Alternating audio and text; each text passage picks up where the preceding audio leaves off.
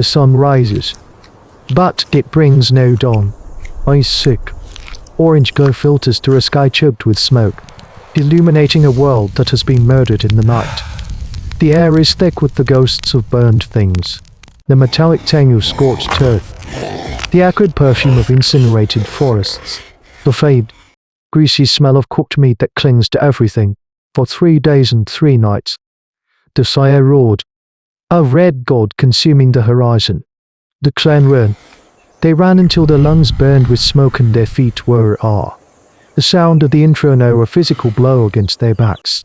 A river, wide and muddy, was their salvation. A cool brown line the fire could not cross. Now they huddled on its far bank, a small, stunned remnant looking back at the ruin of their entire world. They are a small clan of Australopithecus afarensis, the people of the woodland savanna. Their bodies are bridged between the ape and the human. They are built to walk upright, but their long arms and curved fingers still remember the safety of the trees. No, there are no trees, only the blackened skeletons of them, stark and skeletal against the smouldering sky. The elder, a female named Juno, gets to her feet. Her fur is matted with ash, her face a mask of grime, but her eyes are clear.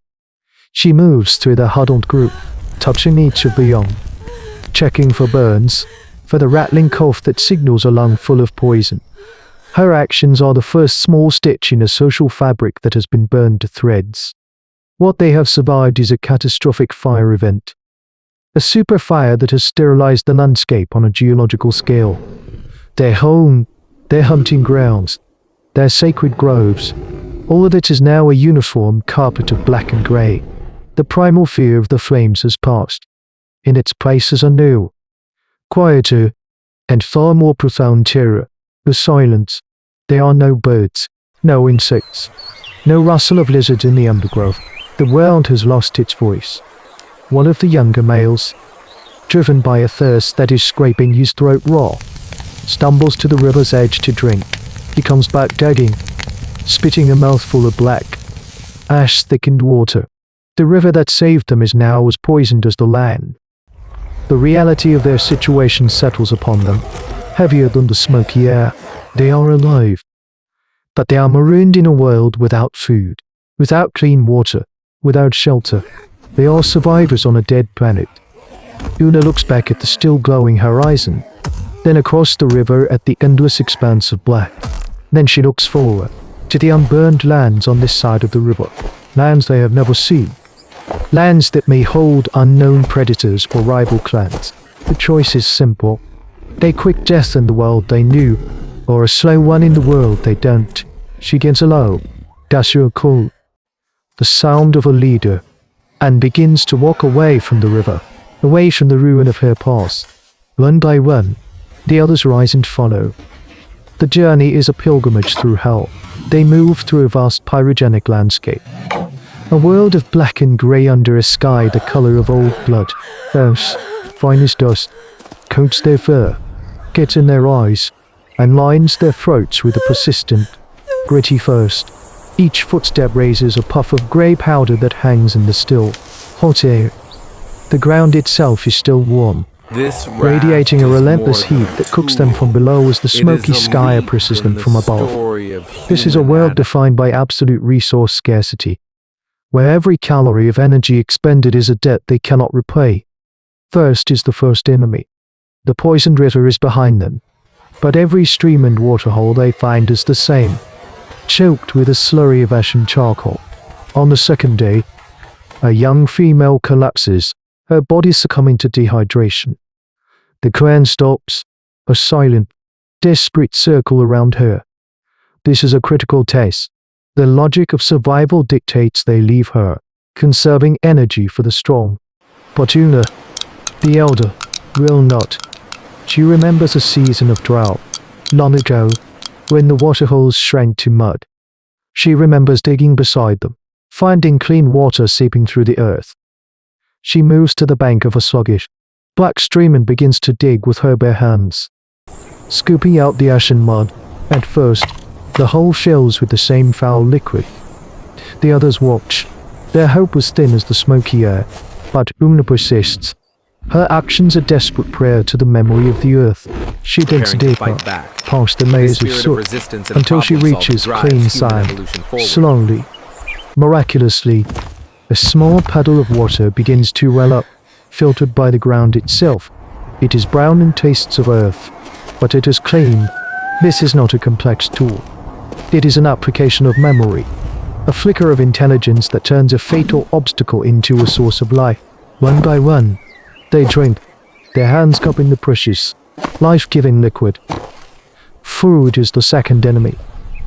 The fire has consumed everything, but it has also cooked everything.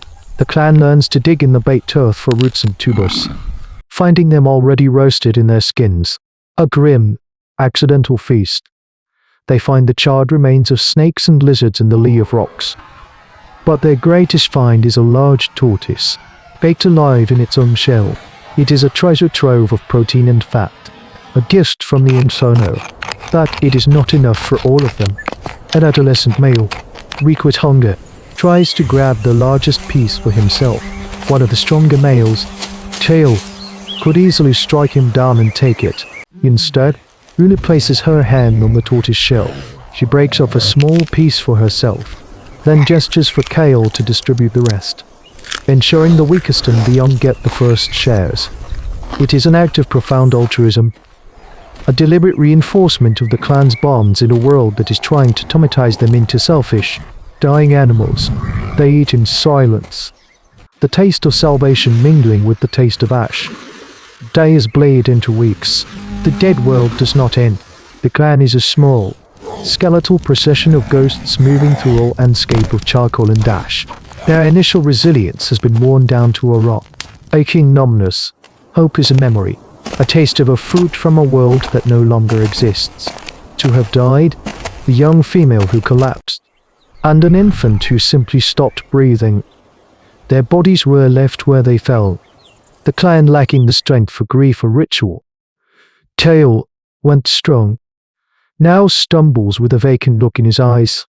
The will to go on is a flickering ember, and the ashes winning.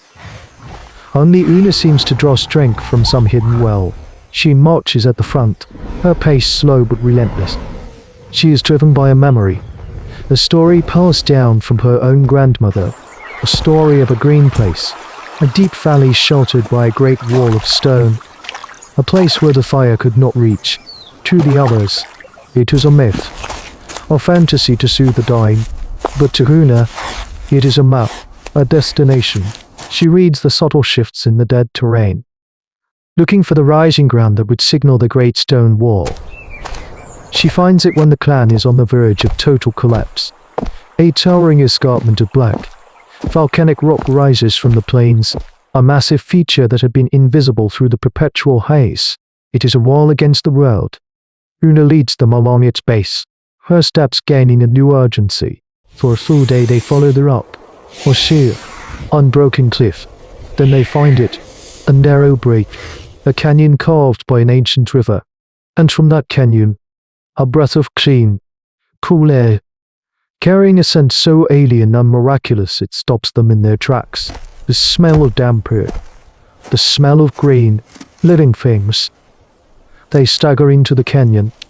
The walls of the escarpment had created a perfect fire shadow, a vast area protected from the rushing front of the inferno. The world inside is as it was before. Trees heavy with fruit stand untouched. A clear stream gurgles over mossy rocks.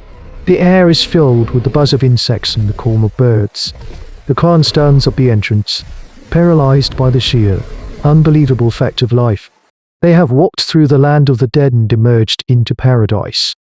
They fall to their knees, not in prayer, but in exhaustion, scooping the clear water into their mouths, crushing the sweet fruit against their lips. They have survived, but their salvation has come at a cost they do not yet understand. They are a handful of individuals, all that is left of their lineage. This valley is now their entire world, an isolated sanctuary that will save them, but will also trap them. They have escaped the fire, but they have stepped into the unforgiving crucible of a severe genetic bottleneck, a challenge that will shape their descendants for 1,000 generations to come. The struggle for the body is over. The struggle for their future has just begun. The clan's journey through the scorched earth is a testament to the rottenacity of life. A brutal chapter in the long saga of our hominid history. Their survival was not a glorious victory, but a grim accumulation of small, desperate victories. A sip of clean water, a roasted root, a shared piece of meat. They endured by turning their intelligence not to complex tool-making, but to the fundamental problems of existence in a world stripped bare. They found hope not in the sky, but in the half-forgotten memory of an elder.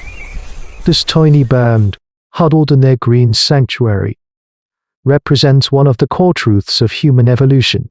Our history is not a steady march of progress, but a series of near extinctions, of catastrophic events that pruned the human family tree with a merciless, indifferent hand. Their ordeal poses a question that resonates in the heart of our own precarious existence. When the world we know is burned to ash, what memories, what stories, will we trust to lead us to the next green valley? This is the account of the chronicler. Bear witness, and remember, every paradise is also a cage.